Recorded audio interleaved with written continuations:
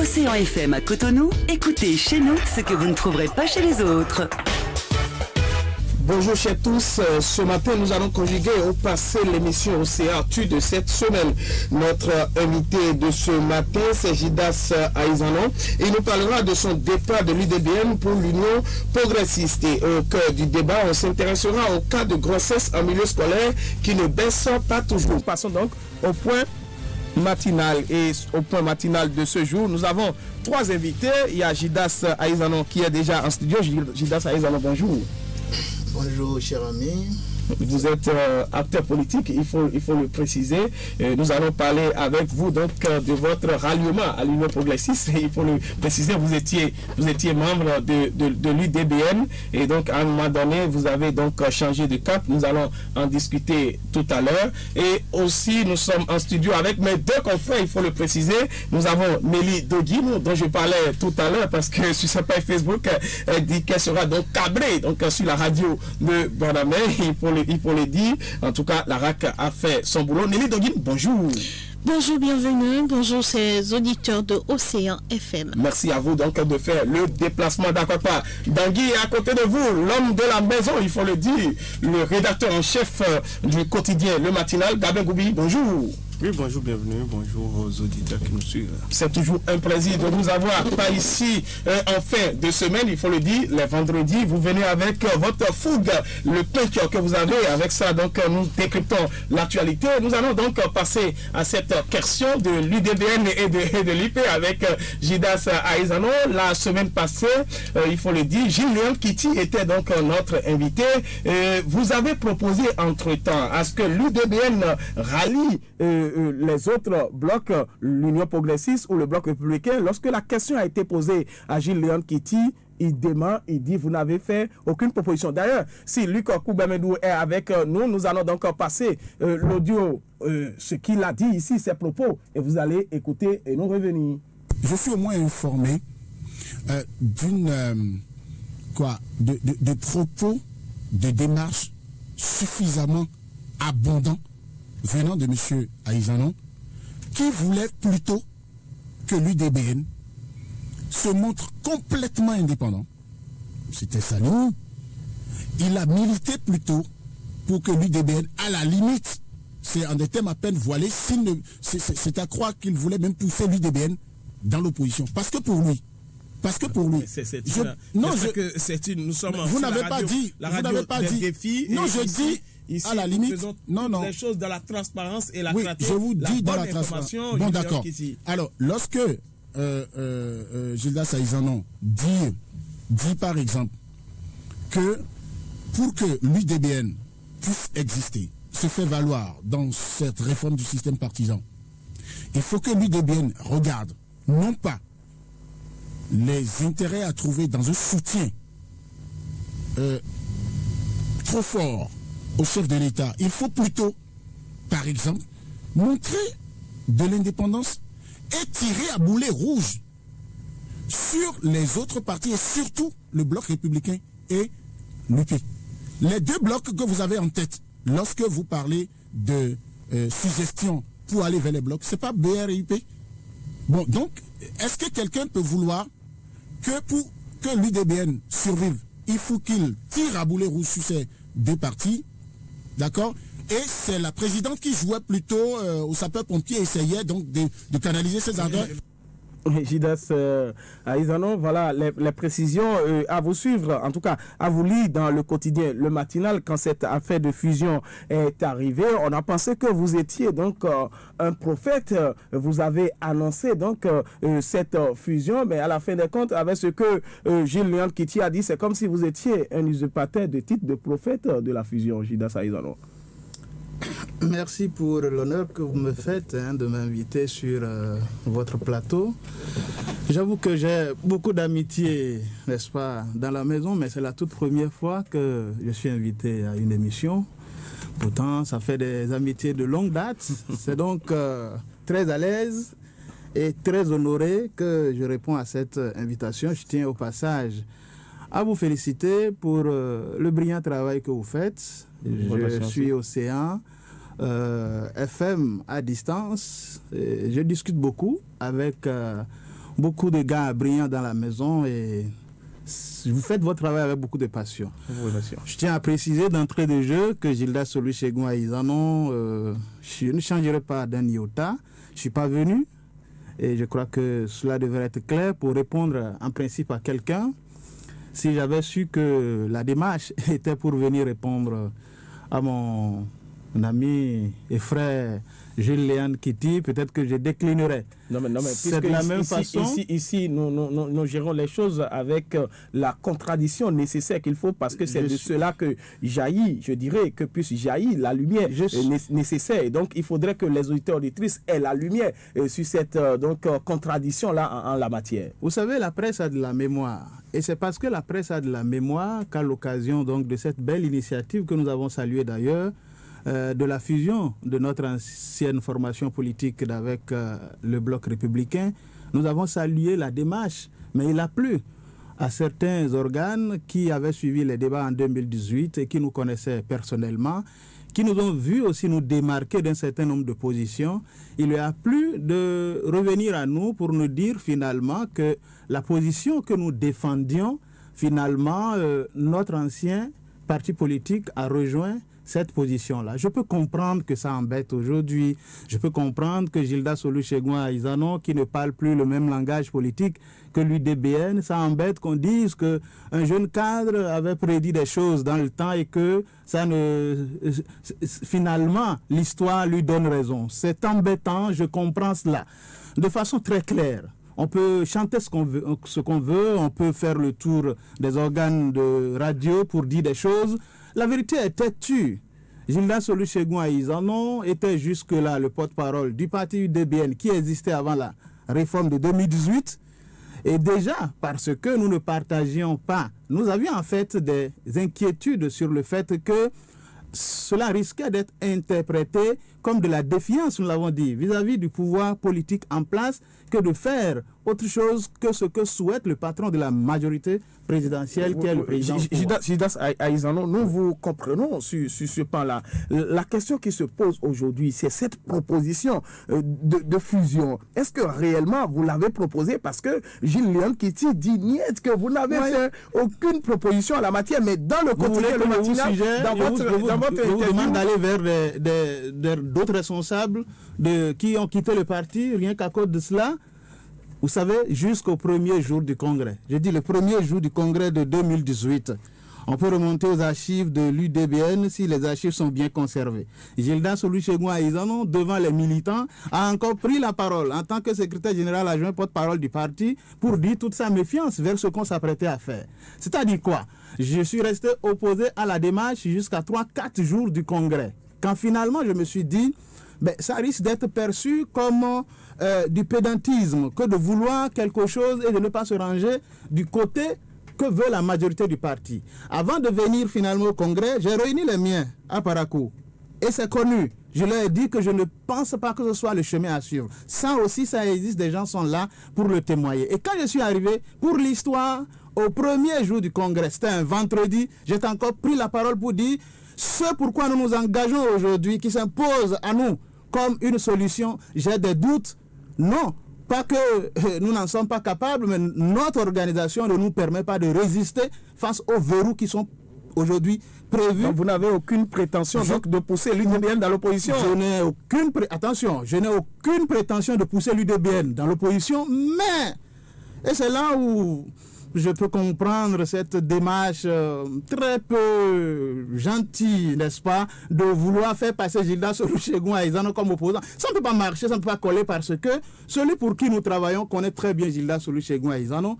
Il est arrivé un moment où Gildas Olusegun Aïzanon, malgré que je sois obligé d'accompagner finalement la dynamique de création de l'UDBN, je suis dit, mais attention, nous sommes à l'intérieur de la mouvance présidentielle, c'est pour participer à la gestion du pouvoir.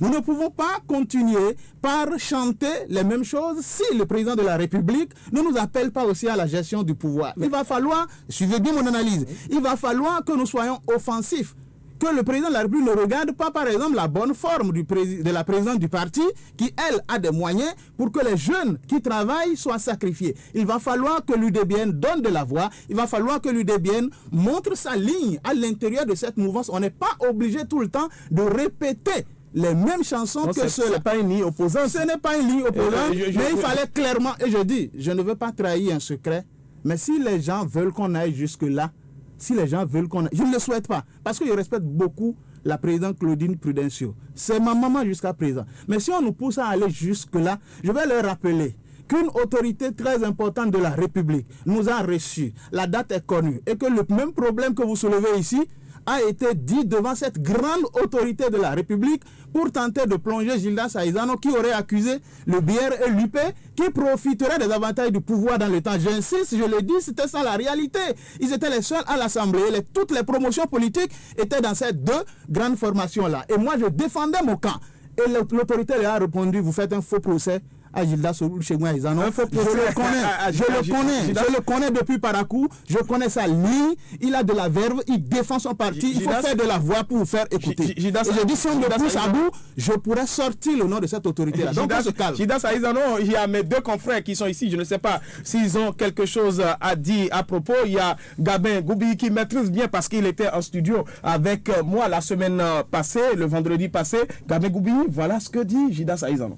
Oui, c'est vrai que nous sommes face à deux versions contradictoires. Il était de bon temps que l'opinion soit située sur cette actualité-là.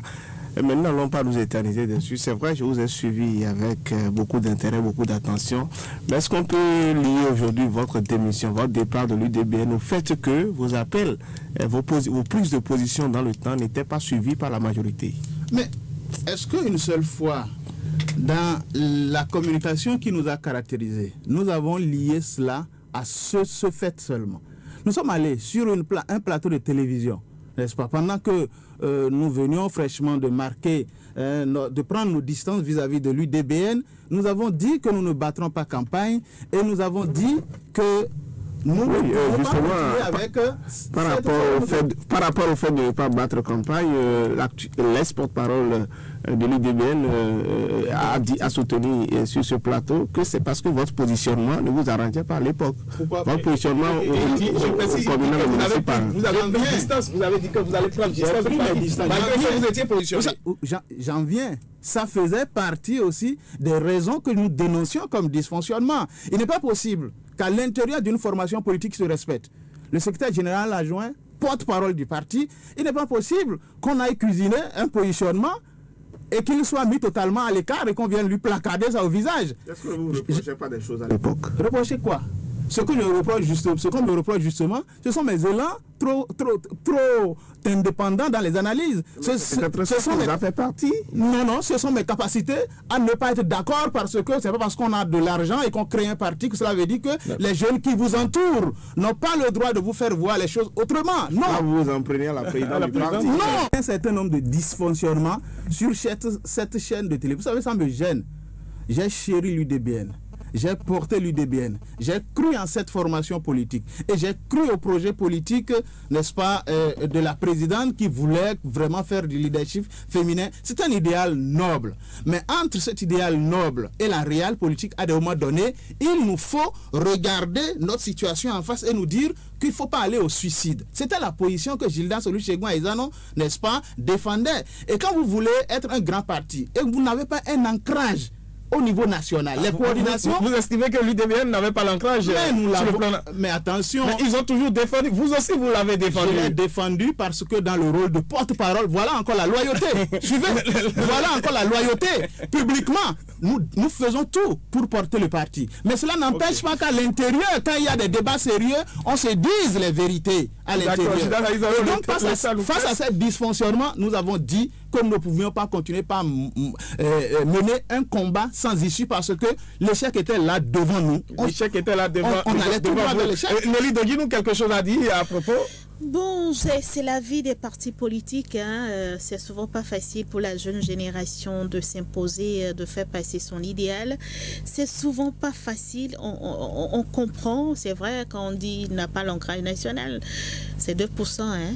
Et donc, il y a les chiffres qui sont là. Il y a ce qu'on appelle la communication politique. C'est ce que vous êtes, c'est ce que les partis font. Nous sommes un grand parti, nous sommes un géant. Même le PRD n'a pas pu s'en sortir. Donc, accepter que l'UDBN n'a pas encore l'ancrage national. Et je pense que tel que la politique a été, les réformes du système partisan, le code électoral ont été faits, feront qu'aucun parti véritablement ne s'en sortira si il ne rejoignent les deux grands groupes du président de la République, ou carrément si l'opposition se regroupe vraiment dans un grand ensemble. À part ça, bon, c'est Patrice Talon qui décidera de qui sera maire encore et de qui sera député. De qui sera maire et de qui sera député. En tout cas, c'est les tests.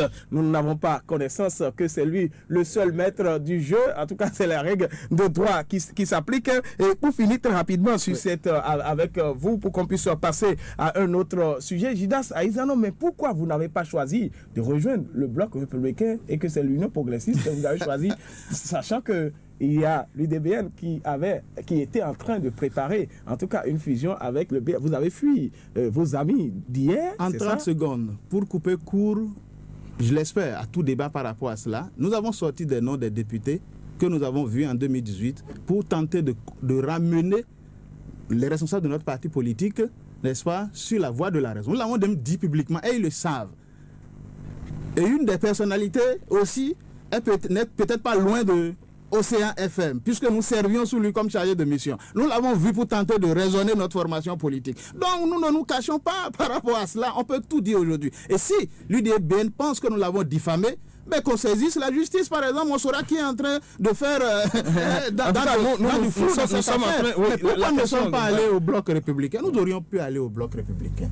Nous aurions pu. Mais pour ceux qui nous ont suivis, Gildas Olusegun Aizano a pris cette distance à partir du mois de mars 2020. Mais déjà en avril, presque tous les alliés politiques de Gildas Olusegun Aizano à l'intérieur de l'UDBN ont démissionné et ont rejoint quelle formation politique?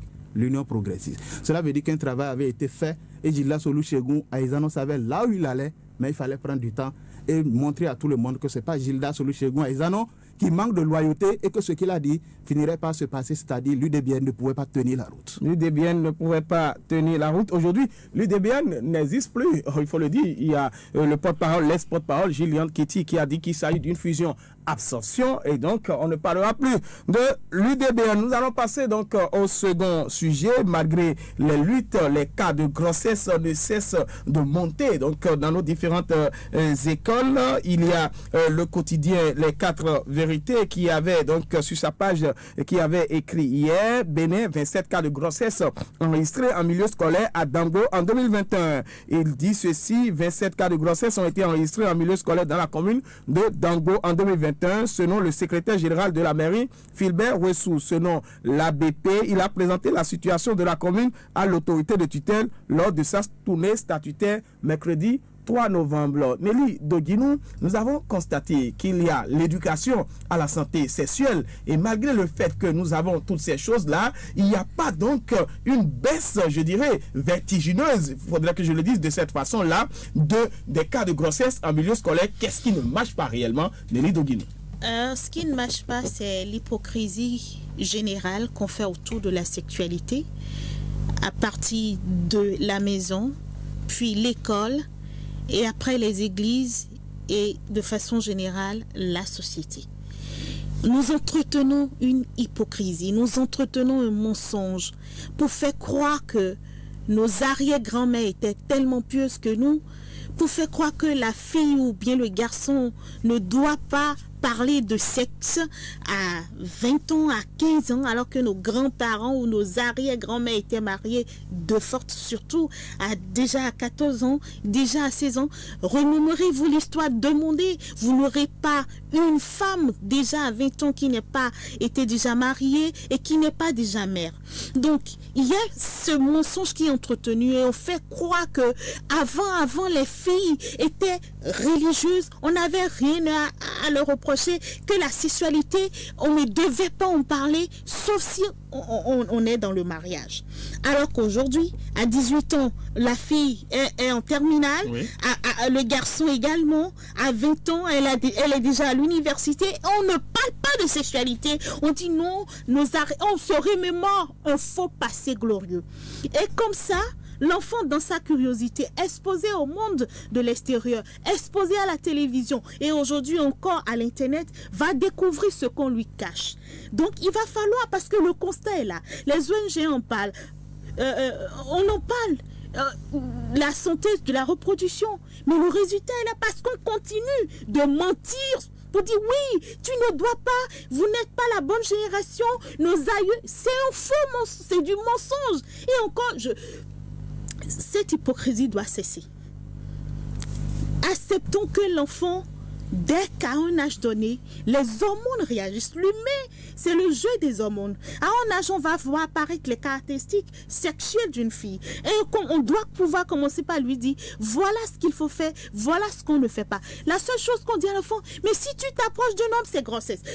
Là, on lui vend la peur. Mais à un moment donné, tant que vous lui vendez la peur, l'enfant se dira, ah, mais c'est pas possible. Elle est allée une fois, il n'y a pas grossesse. Donc, elle va continuer. Alors que si, déjà à la maison, on lui dit, voilà ce qu'il faut faire. Quand un homme te dit, créons la discussion. Ayons le courage de nous asseoir avec nos enfants et d'en parler. Les enfants de 13 ans connaissent mieux la sexualité que les parents, parfois. Discutons-en et créons cette relation pour que l'enfant puisse revenir à la maison pour dire à un moment, telle personne m'a dit telle chose, telle personne m'a dit. Et de la même façon, nous éduquons nos garçons aussi à dire, attention, une fille, ça se respecte. On ne touche pas une fille de cette façon. On ne lui fait pas des fessées par derrière. On ne lui fait pas des compliments de tel genre. Si tu vas vers une fille, il faut discuter. On éduque tout le monde au même niveau. Et je pense que si on arrive à faire ça, le mal va reculer et surtout orienter les enfants, les filles vers la planification familiale. On va en venir tout à l'heure. Nelly Deguinou, vous êtes en train donc de peindre, je dirais, un déséquilibre éducationnel. Et Gabin Gobilly, un déséquilibre éducationnel qui engendre, il faut le préciser, une hypocrisie certaine dont parle Nelly Deguinou. Oui, je suis d'accord que chez nous, on continue malheureusement de faire du sexe un sujet tabou. Beaucoup n'aiment pas en parler. La sexualité, comme est tenue comme un secret au sein des familles. Les filles grandissent. Les parents oublient même que le cours de la vie, l'évolution de la vie aujourd'hui fait que les filles sont plus imprégnées de certaines réalités qu'ils ignorent parce qu'ils n'ont pas le temps de les suivre à temps. Vous imaginez une famille dans laquelle le papa est au boulot tout le temps, la maman aussi est vague à ses occupations, donc ils n'ont pas le temps de suivre les filles dans tous ces mouvements. Parfois vous allez même dans des écoles où on pense qu'il y a l'encadrement nécessaire, le suivi nécessaire de l'enfant. Ce n'est pas toujours évident parce que les enfants se disent beaucoup de choses à l'insu de leurs parents, à l'insu de leurs tuteurs. Donc les conséquences, ils sont contraints parfois de faire face aux conséquences et c'est bien dommage, c'est bien trop tard. Donc c'est les statistiques de Dogbo, vous avez cité, de Dango, voilà, on n'est pas le cas des autres. Donc c'est un phénomène vraiment qui prend beaucoup d'ampleur. Mais je ne voudrais pas qu'on lit ça forcément au récent vote de certaines lois. Parce que beaucoup vont penser, on a dit sur ce plateau il y a quelques jours, que beaucoup ne pensent pas que la loi sur l'interruption volontaire de grossesse est désormais la porte ouverte à tous les abus, à toutes les velléités d'avortement au Bénin. Donc que vraiment on continue de mettre l'éducation, l'accent sur la santé sexuelle, qu'on mette l'accent sur l'éducation à la sexualité de nos filles et de nos hommes aussi. Et d'ailleurs le ministre de la Santé a insisté dessus en marge à l'occasion du débat qui a précédé l'adoption ou le vote de cette loi-là. Donc il faudrait que vraiment les uns et les autres sachent raison garder pour que les parents intègrent véritablement leur rôle d'éduquer leur fille à la sexualité. D'éduquer leur fille à la sexualité. On lit ici que sur les 27 cas de grossesse enregistrés, c'est le CG1 de Dango qui tient le rôle du pavé avec 14 cas, informe le secrétaire général de la mairie de Dango. Il dit, en matière de viol, séquestration et autres voies de fait liées au sexe, la commune de Dango a enregistré 2 cas de viol, 3 cas de séquestration et 1 cas de voie de fait liées au sexe, ajoute le secrétaire général. Ces cas ont été présentés au procureur de la République, précise-t-il. La police républicaine, le centre de promotion sociale, les organisations non gouvernementales et autres acteurs s'emploient à des sensibilisations de proximité pour l'éradication des dits phénomènes. Est-ce qu'il faut s'arrêter là ou bien il faut éduquer aussi les parents, comme le disent mes deux confrères, Chida Saïzao? C'est un problème assez préoccupant et je partage en grande partie les analyses faites par vos confrères. Je crois qu'il y a un devoir vraiment d'éducation. Il y a un gros devoir d'éducation parce qu'il faut reconnaître, pour ceux-là qui se prennent d'amour pour l'ancien temps, on ne remarque pas suffisamment, malheureusement, que les parents aujourd'hui ont démissionné. Les parents d'aujourd'hui n'ont pas le temps. L'enfant est comme la victime d'un nouveau système. L'enfant est comme abandonné à lui-même. Il apprend par lui-même, il apprend par la rue. L'enfant d'aujourd'hui, comme je l'ai dit, c'est une victime. Donc, il faut que les parents se réapproprient, malgré les exigences des temps nouveaux, se réapproprient leur rôle d'éducateur pour que véritablement ils puissent inculquer les bonnes valeurs à l'enfant et qu'on cesse de stigmatiser l'enfant comme si il est sorti comme ça. Non, non, il faut qu'on fasse notre boulot aussi en tant que parents et je crois qu'on pourrait atténuer les effets négatifs que nous ne souhaitons pas aujourd'hui. On va les atténuer à travers une bonne présence, une bonne éducation. Si on ne fait pas ça de cette façon-là, moi je crois qu'on serait tout simplement là à dire des choses, mais on ne réglerait pas en profondeur cette question au niveau de notre jeunesse. On ne réglerait pas cette question au niveau de notre jeunesse. Nelly de Guinou, tout à l'heure, vous avez commencé donc par esquisser des solutions pour l'avenir. Je voudrais que vous reveniez là-dessus, Nelly de Guinou. Oui, moi je suis dans une idéologie que je prône depuis peu, l'éducation à la base. C'est-à-dire qu'on a tout abandonné. Hein. Même quand il s'agira de questions de développement, ça passera par l'éducation. Parce que si vous apprenez à un enfant à respecter le bien de la communauté, à savoir partager, à être une personne digne, à être une personne qui respecte sa parole et ses engagements, on aura plus tard des citoyens qui seront moins corrompus, des citoyens dévoués à la nation, des citoyens fiers de leur passé glorieux et qui seront en même de se dire je dois rendre la gloire à ma nation. Donc c'est pareil pour l'éducation, nous sommes des mères, nous sommes des pères. L'enfant dans nos mains, c'est comme de l'argile, c'est de la poterie, c'est à nous de façonner cet enfant. Donc je suis tout le temps en train de passer ce message pour dire l'enfant, même la question de l'égalité du genre, ça passe par l'éducation du base. Parce que si nous éduquons l'enfant garçon au même titre que l'enfant fille, si nous lui apprenons à respecter sa sœur, à se dire que on est sur les mêmes pieds d'égalité, demain plus tard, dans une entreprise, vous n'allez pas à chanter ou bien lui mettre la pression pour qu'il recrute une femme. Donc, quand nous revenons à la sexualité, c'est la même chose. Alors, quelle méthode adopter, Nelly de Guinou? La première méthode, c'est de consacrer du temps à nos enfants.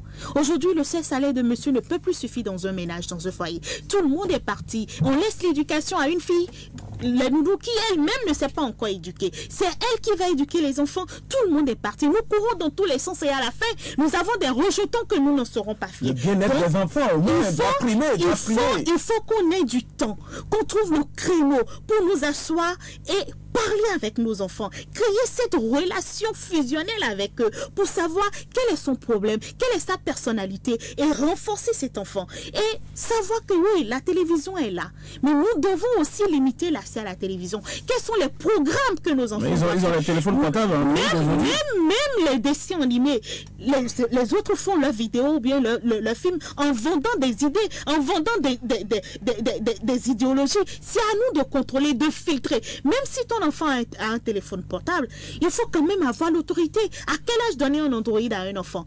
Si c'est juste pour savoir comment va mon enfant, il n'a pas besoin d'un Android. Il n'a pas besoin d'un Android. Donc, on doit pouvoir se dire chaque chose en son temps. Si je dois prendre des nouvelles, c'est un simple téléphone. Si c'est des simples jeux, des jeux sains, il y a plein de jeux qu'on peut faire avec nos enfants sans pour autant les souiller leur esprit avec tout ce qui vient de l'extérieur sans filtre. L'éducation à la base, nous devons avoir du temps pour nos enfants. enfants. Et maintenant, sur la santé, ça c'est un programme du gouvernement. C'est au gouvernement de décider si déjà à l'âge de 12 ans, 15 ans, il faut mettre l'enfant sur planification familiale. Il faut décider en France cette année.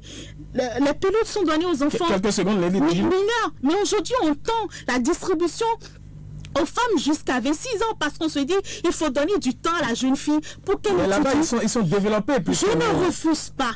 Dans la vie, ils sont développés. Le téléphone que vous utilisez, c'est en Afrique, ça a été fabriqué. Mais non! Le relais que vous utilisez, nous n'avons pas développé ces technologies, mais nous consommons.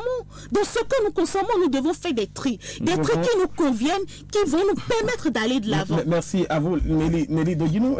Gabin Goubilly, vous voyez la veuve avec laquelle il faut préciser, Nelly Doguinou est en train donc de défendre l'éducation à l'africanité, mais pencher un peu vers l'Occident. Donc il faut modérer les choses mitigées de papas qui viennent à la maison et que leurs enfants n'ont pas le courage d'échanger avec Gabin Goubilly. Vous êtes parent aussi, au-delà de votre titre de journaliste. Vous, voilà une question de société qui se pose. Vous, qu'est-ce que vous proposez? Oui, une proposition, c'est que les parents intègrent réellement leur rôle d'éducateur. Et l'éducation, ce n'est pas que on veut savoir comment tu travailles à l'école, on veut savoir ce que maman a préparé, on veut savoir bon, est-ce que tu t'occupes bien de tes jeunes. C'est pas ça. L'éducation aussi passe par le fait qu'on fait asseoir l'enfant pour discuter avec lui des problèmes essentiels.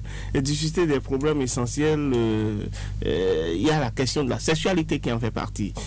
Si vous ne le faites pas, la conséquence est que bien souvent, vous ramasserez des gens qui éteignent la télévision quand ils voient qu'il y a deux personnes qui s'amourachent. Ce n'est pas de ça il s'agit. Il y a encore toujours... bien sûr, ça c'est l'hypocrisie qu'on a contribué à développer et ça n'a aucun résultat. Quand vous empêchez plutôt l'enfant de suivre cette partie d'un film ou d'un feuilleton, eh bien c'est parce que c'est une manière tacite de l'inviter à le faire. Parce que l'enfant, la curiosité développée par les enfants aujourd'hui, plus vous les empêchez de faire quelque chose, ils vont se demander mais pourquoi on m'empêche de suivre cela? Ça veut dire que quelque part il y a quelque chose là qui est caché. Et quand ils vous posent même les questions, certains commencent à gratter la tête ou dire ça ne te concerne pas, ce n'est pas de ton âge, tu comprendras. Aujourd'hui, nos enfants sont plus curieux que nous, même si je fais partie d'une génération. Ceux qui sont venus encore après nous, ils savent comment déverrouiller votre portable, ils savent comment allumer la télévision, ils savent un certain nombre de choses que nous. Tout simplement sur donc vous savez, les enfants sont de plus en plus intelligents. Et il faudrait que les parents intègrent cette réalité-là, sachent que désormais ce n'est pas l'éducation classique reçue au village où quand on te crie dessus, on te martyrise, toi-même tu sais là où te ranger. Encore que là, il y avait ces conséquences. Aujourd'hui, il faudrait réellement qu'on fasse asseoir l'enfant, qu'on discute avec lui. Ce n'est plus des sujets tabous. Quand la fille grandit, il y en a même qu'elles se surprennent d'avoir leur premier menstru, qu'elles ne savent même pas comment faire la toilette. Il faut quand même que la... Il y a même une loi qui est en train de vouloir être engagée pour cela, pour gérer donc... après, vous gérez des infections, il y en a même qui vont jusqu'à se marier sans savoir même faire des omelettes. Tout ça, ça fait partie de l'éducation. Il y a des parents qui aujourd'hui ne veulent même pas que les enfants fassent la lessive. Ils veulent même pas qu'on fasse la vaisselle à la maison. Ils sont parce que tout... Moi, je connais une fille qui a dit qu'elle n'a jamais fait la lessive. Sacré de Maghrébin. Vous savez, il y a certains parents qui peut-être rentrés dans le piège de l'aisance, de l'autosuffisance, veulent éduquer leurs filles de façon... C'est pas comme des façons... Et donc après, les filles sont tenues... vous voyez les mariages aujourd'hui qui se font, qui se défont, c'est en partie lié au fait que, bon, parfois la fille ou la femme n'a pas les béabas qu'il faut. N'a pas les béabas. Oui, Gida, ça y est, on a pour finir. Non, moi si j'ai un conseil à donner aux jeunes qui ne sont pas encore allés très loin, c'est que dans leur projet professionnel, quand on veut se mettre ensemble à deux pour le couple, il faut qu'on intègre aussi déjà l'éducation des enfants. Vous ne pouvez pas tous choisir des métiers qui font que vous n'avez pas du tout le temps, c'est-à-dire c'est de 7h à 23h, et après venir pleurnicher, même si vous avez la volonté à ce moment-là, c'est compliqué. Dans ça, il y a l'argent, justement. Parce que c'est avec l'argent, il faut éduquer ces enfants. Évidemment, beaucoup de couples ont choisi l'argent au détriment de l'avenir de leurs enfants. Il faut faire aujourd'hui un choix. Il faut faire le dosage nécessaire. Ouais, ça va, dosage, c'est peut-être l'homme qui doit être dans un métier plus indépendant pour avoir un peu plus de temps, pour accompagner. C'est peut-être la femme. Mais quand vous tous, vous choisissez des métiers qui font que vous n'êtes jamais là, bon, vous pouvez être vous-même conscient de ce que ça détruit votre famille, mais les solutions sont limitées désormais. Parce que le mal est fait. Donc c'est depuis la base qu'il faut réfléchir à deux. Qu'est-ce qu'on fait? Qu'est-ce qui sera mieux pour notre couple? Est-ce qu'il faut que les deux soient des fonctionnaires, par exemple? Est-ce qu'il ne faut pas que quelqu'un soit dans le privé? Ce sont des réflexions. Mesdames et messieurs, vous l'avez constaté, d'abord le jingle qui nous annonce la fin de cette émission. Nous étions en studio avec Nelly Doguini, Jida Saïzano, Gabin Goubi. Nous retrouvons la semaine prochaine avec en tout cas avec la pleine forme, aussi avec le même punch. Nous vous disons bye bye, comme le disent les gens de l'autre côté. Océan FM à Cotonou, écoutez chez nous ce que vous ne trouverez pas chez les autres.